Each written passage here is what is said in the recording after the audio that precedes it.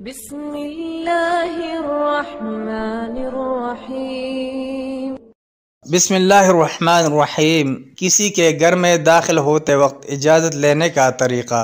کسی کے گھر جانا ہو تو اندر بلا اجازت داخل نہیں ہونا چاہیے، گھنٹی ہونے کی شکل میں اسے بجائے، ورنہ دروازے پر دستک دے۔ اندر سے کوئی پوچھے تو سب سے پہلے السلام علیکم کہے اور پھر اندر جانے کی اجازت طلب کرے۔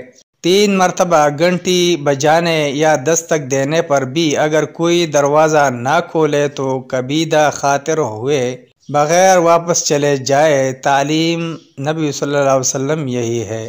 اگر کوئی سلام کہے اور اجازت لیے بغیر کسی کے گھر گھس آئے تو گھر والے کو اجازت ہے کہ وہ اسے باہر نکال دے اور اس سے سلام کرنے اور اجازت لینے کا مطالبہ کرے، جیسا کہ نبی اکرم صلی اللہ علیہ وسلم نے ایک مرتبہ کیا تھا۔